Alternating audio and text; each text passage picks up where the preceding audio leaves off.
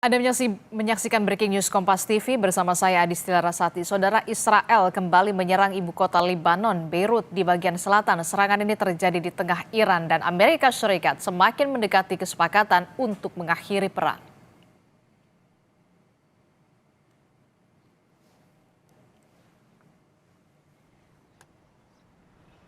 Asap terlihat mengepul. Hari Minggu waktu setempat, kantor Perdana Menteri Israel menyatakan serangan itu sebagai respon atas serangan Hizbullah di Israel Utara. Sebelumnya, Israel juga telah menyerang kota Beirut pada pekan lalu yang dibalas Iran dengan luncuran rudal ke wilayah Israel.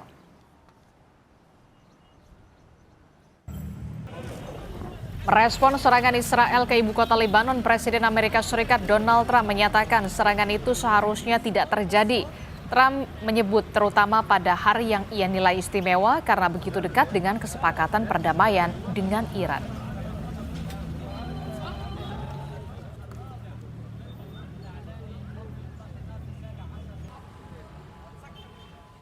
Trump menuliskan pernyataan itu melalui akun pribadinya di Truth Social. Ia bilang Israel berhak bela diri terhadap ancaman, tapi serangan Israel sangat kecil dan tak berarti, tak ada yang terluka dan tewas. Trump menambahkan seharusnya tak ada lagi serangan oleh Israel di Lebanon, juga seharusnya tak ada serangan lain dari pihak manapun, termasuk Hizbullah kepada Israel.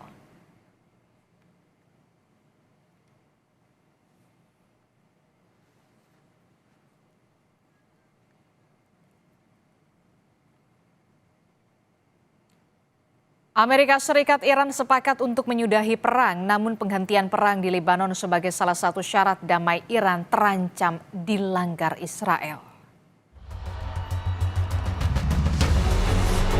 Amerika Serikat dan Iran mencapai kesepakatan damai untuk mengakhiri perang dan membuka Selat Hormuz yang menjadi jalur utama energi dunia.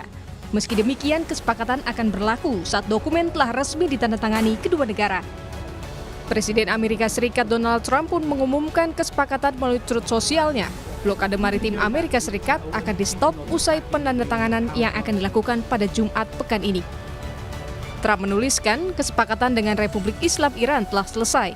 Selamat kepada semua. Dengan ini, saya sepenuhnya mengizinkan pembukaan Selat Hormuz tanpa biaya tol dan secara bersamaan mengizinkan untuk menyudahi blokade Angkatan Laut Amerika Serikat. Kapal-kapal di dunia, nyalakan mesin Anda, biarkan minyak mengalir. Kesepakatan hebat ini akan membawa perdamaian dan keamanan ke seluruh kawasan. Namun sebelum resmi ditandatangani, Israel justru meluncurkan serangan ke Beirut, Lebanon. Serangan terjadi pada hari yang sama saat Trump mengumumkan tercapainya kesepakatan damai. Selain soal penandatanganan kesepakatan damai, Teheran juga mengumumkan bahwa Iran tidak akan meninggalkan Lebanon. Kesepakatan damai dengan Amerika Serikat menjadi satu kesatuan dengan penghentian perang dengan sebuah front pendukung Iran. بر اساس توافقات انجام شده جنگ و عملیات نظامی در تمامی جبهه‌ها از جمله لبنان از امشب به صورت فوری و دائمی پایان یافته و به علاوه محاصره دریایی علیه ایران بلافاصله و به طور کامل خاتمه می‌یابد. امضای این یادداشت تفاهم در روز جمعه 29 خرداد به طور رسمی انجام خواهد شد. مذاکرات برای توافق نهایی به پس از اجرای تعهدات طرف مقابل وفق یادداشت تفاهم موکول خواهد شد. Syarat penghentian perang di Lebanon juga disampaikan mediator Amerika Serikat Iran, Perdana Menteri Pakistan, Shehbaz Sharif. Melalui akun X pribadinya, Shehbaz menuliskan, setelah pembicaraan intensif kami dengan senang hati mengumumkan bahwa kesepakatan perdamaian antara Amerika Serikat dan Republik Islam Iran telah tercapai. Kedua belah pihak telah menyatakan penghentian segera dan permanen operasi militer di semua lini, termasuk di Lebanon. Penandatanganan resmi akan berlangsung pada hari Jumat 19 Juni di Swiss. Usai kabar kesepakatan damai Amerika Serikat Iran, harga minyak dunia langsung turun. Namun kepastian kembali dibukanya jalur energi dunia baru akan resmi berlaku pada Jumat usai Amerika Serikat dan Iran menandatangani nota kesepahaman di Swiss. Penandatanganan kesepakatan damai Amerika Serikat Iran akan dilakukan beberapa hari lagi, Saudara. Israel dikhawatirkan menggagalkan penghentian perang melalui agresi di Lebanon. Atas pertahanan di Iran periode 2009-2012 Majen Purnawirawan Budi Pramono berpendapat Israel akan terus mencoba menggagalkan kesepakatan damai Amerika Serikat Iran karena Israel merasa nasional interest-nya terganggu. Dan berikut analisisnya. Tapi yang jadi pertanyaan ataupun kekhawatiran adalah Israel nih yang tidak bisa dipegang oleh Amerika Serikat dalam tanda kutip. Pertanyaannya, apakah Israel akan kembali mensabotase upaya damai AS Iran menurut Anda? Sabotase akan terjadi, Mas, menurut saya. Kenapa? Selama nasional interest-nya Israel tidak tercapai, maka sabotase Israel terhadap perdamaian antara Amerika dan Teheran akan terjadi. Kenapa demikian? Karena selalu saya sampaikan bahwa bagi Israel, apabila Teheran dengan Amerika ini terjadi deal-deal damai, ya deal-deal damai dalam artian sesuai dengan kesepakatan mereka, apakah itu deal nuklir kemudian mengalami kesepakatan secara taktis, apakah itu deal pengurangan proksi terhadap proksi-proksinya Iran, apakah deal itu blokade yang semakin menurun atau dikurangi, apakah itu deal kemudian Hormuz dibuka dan berjalan kembali, apapun yang ditempuh oleh Amerika dan Iran dengan deal-deal bagi Israel selama itu tidak mempengaruhi nasional interest-nya, maka fine-fine saja. Tapi ini tidak fine-fine saja, Mas. Kenapa? Karena bagi Israel ini adalah membuat Israel irritating, membuat Israel terganggu nasional interest-nya. Kenapa? Karena bagi Israel leverage apapun yang dipunyai oleh Amerika, Amerika yang membantu munisi sampai 60.000 ton, bantu dana sampai 300 miliar lebih, membantu hak veto, membantu bagaimana intelijen, pertahanan udara dengan David Kling, kemudian Aero 23 termasuk Iron Dome. Bagi Israel ini tidak sepenuhnya kemudian Amerika bisa mengkontrol, fully control terhadap Israel. Jadi kalau menurut Anda, Pak Budi, kalau seandainya sabotase ini menurut Anda akan tetap dilakukan oleh Israel, tentu Amerika Serikat juga sudah memprediksi ini karena sebelumnya juga sudah dilakukan. Jadi menurut Anda, apa langkah yang diambil oleh Amerika Serikat untuk mengendalikan Israel sehingga pada saat kesepakatan damai ini tidak lagi diobrak-abrik oleh Israel? Amerika akan melakukan itu pada suatu titik, di mana titik itu adalah suggestion. Titik itu adalah strong recommended, ya gitu. Jadi benar-benar jangan lakukan kekerasan itu sementara untuk mencapai damai dengan Iran. Itu hanya titik itu yang dilakukan oleh Amerika, kemampuan Amerika. Tapi kalau Amerika fully control terhadap Israel, Israel pun juga tidak mau, Mas. Bagaimana sih terjadi krisis Suez? Bagaimana sih terjadi di tahun 81 operasi Opera Irak? Bagaimana sih 82 dengan Lebanon War? Itu semua kan without permission of US, and that's done already by Israel. Apa artinya? Artinya ini semua proven, terbukti bahwa Israel boleh mempengaruhi, Israel boleh suggest gitu, menyarankan. Tapi ketika ancaman eksistensial dari Israel itu belum selesai itu dalam arti Iran tidak lagi sebagai penguasa tunggal di Middle East, Iran tidak lagi memperbanyak rudal dan drone-nya, Iran tidak lagi memperluas proksinya, Iran tidak lagi memperbanyak rudal yang dia itu mandiri. Nah, ini selama itu ada, maka ancaman eksistensial bagi sebuah Israel ini tetap eksis. Dan apabila tetap eksis, maka dia tidak akan membiarkan Amerika sama Iran ini membuat deal-deal. Jadi ini kesimpulannya, Israel ini pebble in one shoes, Mas. Jadi kerikil dalam sepatu yang sudah terbukti tadi saya sampaikan bagaimana. Sehingga kalau seandainya mau tetap berjalan seperti istilah Anda tadi, kerikil tersebut harus dikeluarkan oleh Amerika Serikat. Karena kalau kita lihat dari Irannya sendiri, ini saya ingin minta tanggapan Anda. Irannya sendiri akan seyakin apa bahwa dalam perjanjian damai yang akan ditandatangani 4 hari lagi ini, Amerika Serikat juga bisa meyakinkan Iran bahwa penyerangan dilakukan di Lebanon ini termasuk dalam poin kerjasama yang bisa disetujui dan dipegang oleh Amerika Serikat. Iya Mas, begini Mas, bagaimanapun ini kan kita bicara hal-hal yang prinsipil, jadi hal-hal yang basic dan tidak bisa unbargainable, tidak bisa ditawar. Apa Oke. itu?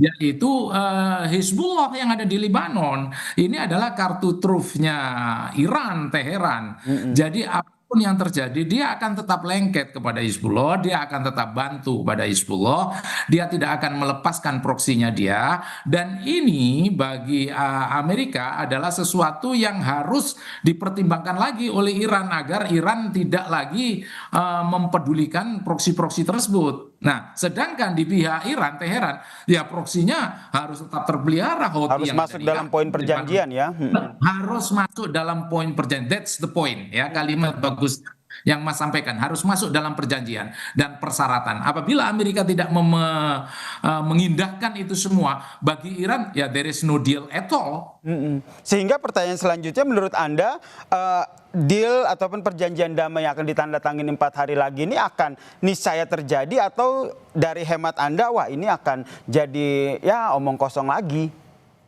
Kuncinya serangan dan perang antara Israel sama Lebanon. Apabila terjadi tetap ketegangan di sana, sekali lagi Mas, there is no deal at all in the perspective of Tehran. Ini di perspektif Tehran.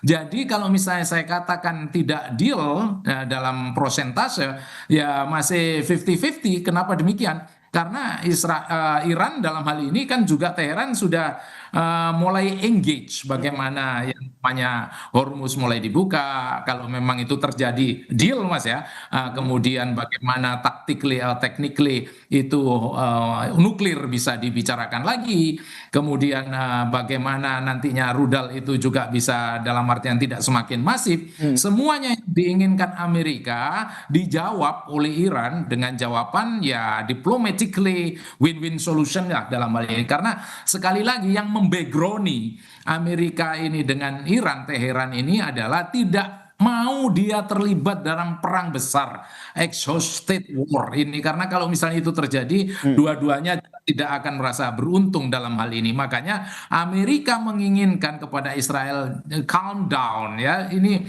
sabar dulu, tenang dulu, ikutin ritme diplomasi atau diplomatic way antara Amerika Amerika dan Serikat Teheran. dan juga Iran. Saudara, Amerika Serikat membuka blokade Selat Hormuz yang menjadi jalur utama energi dunia usai mengumumkan perdamaian dengan Iran telah disepakati. Hal itu disampaikan Trump melalui Truth Socialnya. Trump bilang blokade militer Amerika Serikat telah dicabut dan Amerika Serikat sepenuhnya mengizinkan pembukaan Selat Hormuz tanpa biaya tol. Trump memastikan perang dengan Iran resmi berakhir pada Minggu waktu setempat. Namun penandatanganan kesepakatannya akan dilakukan pada Jumat 19 Juni mendatang.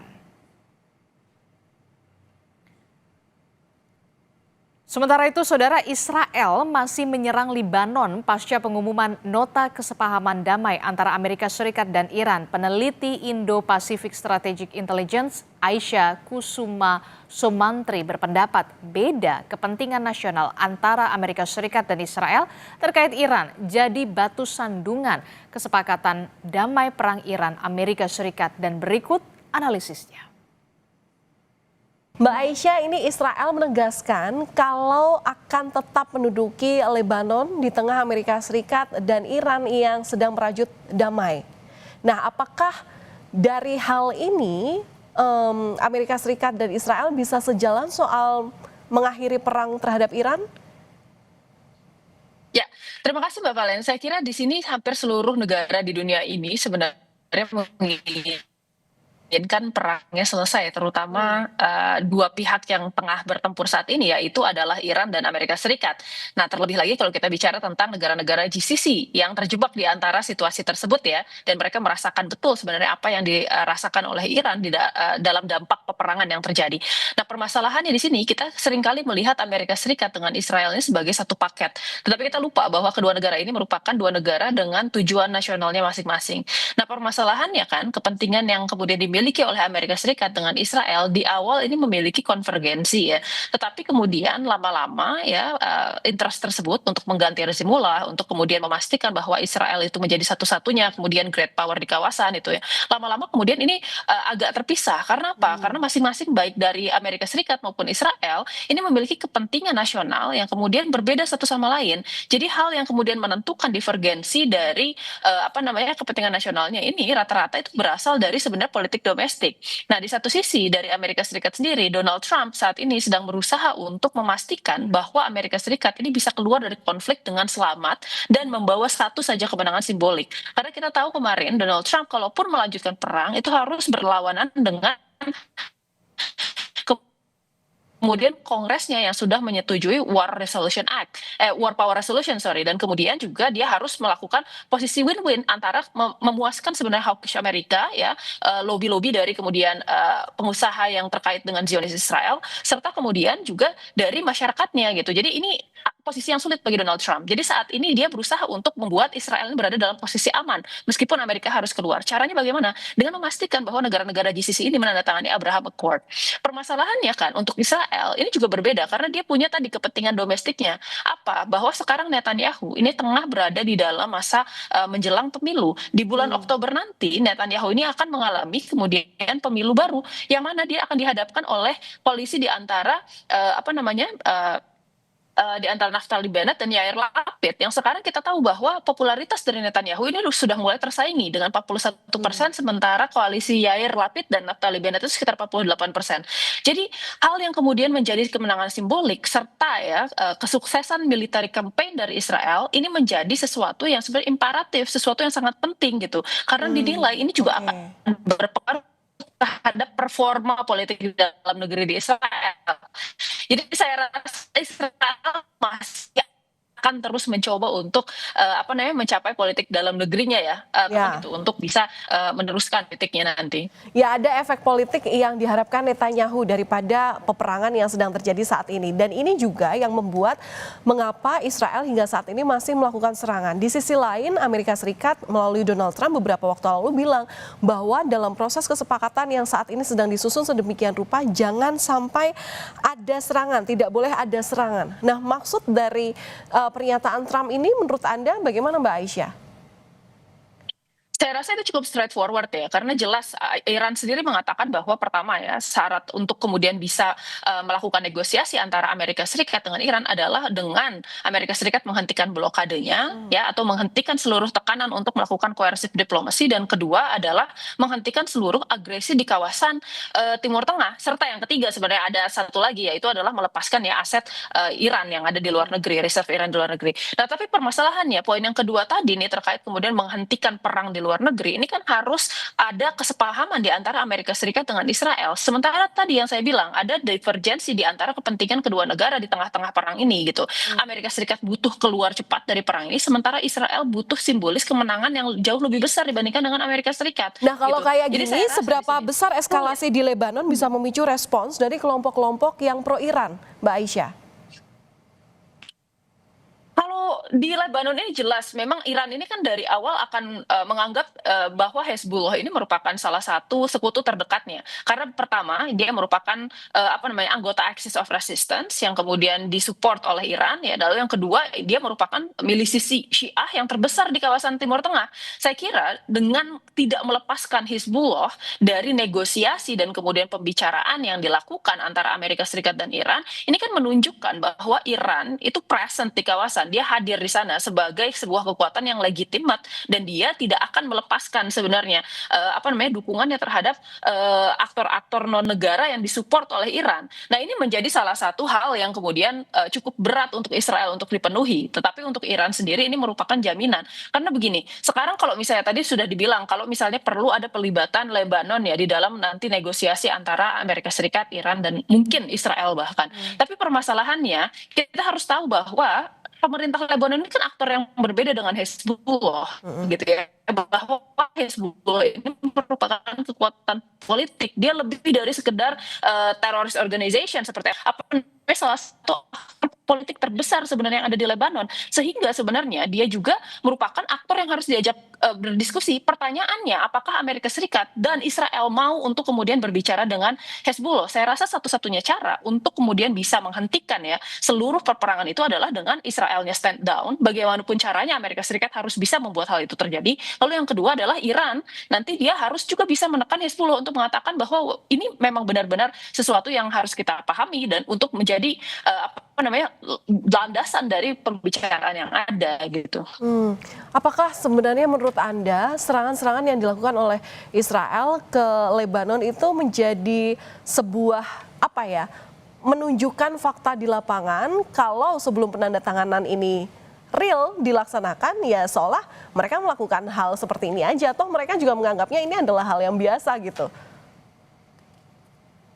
Iya, jadi memang sebenarnya MOU ini penting untuk apa? Karena baik Amerika Serikat dan Iran ini dua-duanya masih memiliki trust deficit yang sangat besar ya antara satu sama lain, terutama Iran gitu. Karena selama negosiasi baik itu di tahun 2015 ya ketika JCPOA Amerika Serikat walk out di tahun 2017, lalu kemudian di tahun 2025 ketika kesepakatan sudah tercapai Amerika Serikat tiba-tiba menyerang.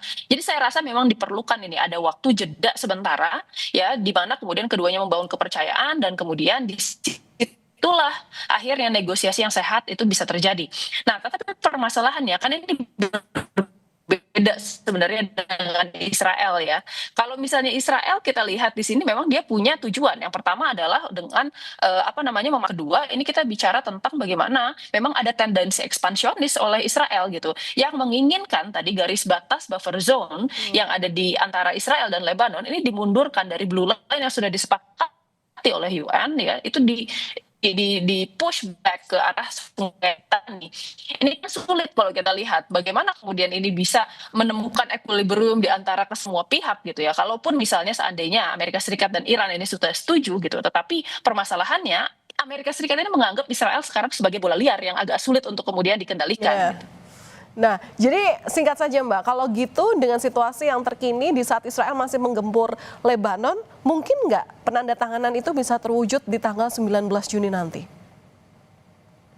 Saya kira ini akan tergantung sekali dengan respon dari Iran ya. Bagaimana kemudian Iran menanggapi hal ini. Karena sejauh ini yang saya lihat ini sebenarnya merupakan salah satu harga mati. Terlihat dari bagaimana sebelumnya Amerika Serikat ini sudah berusaha untuk stand down ya. Untuk kemudian mengurangi tensi. Tetapi kemudian Israel masih terus melakukan gempuran ke kawasan Lebanon Selatan. Iran ini melakukan retaliasi bukan hanya kepada Amerika Serikat. Awalnya Amerika Serikat kemudian dia hanya melakukan blokade ya. Tetapi kemudian ketika Israel menyerang Hezbollah di sana melakukan berbagai macam serangan, Iran melakukan retaliasinya langsung ke Israel. Baru setelah Apache itu tertembak, Amerika Serikat ikut melakukan serangan. Tapi harus kita pahami bahwa ini merupakan signaling. Pertama apa? Iran ini menganggap sebenarnya situasi saat ini sebagai sebuah keuntungan karena jelas dari Amerika Serikat mereka tidak akan sanggup untuk melanjutkan perangnya dalam jangka waktu yang lama.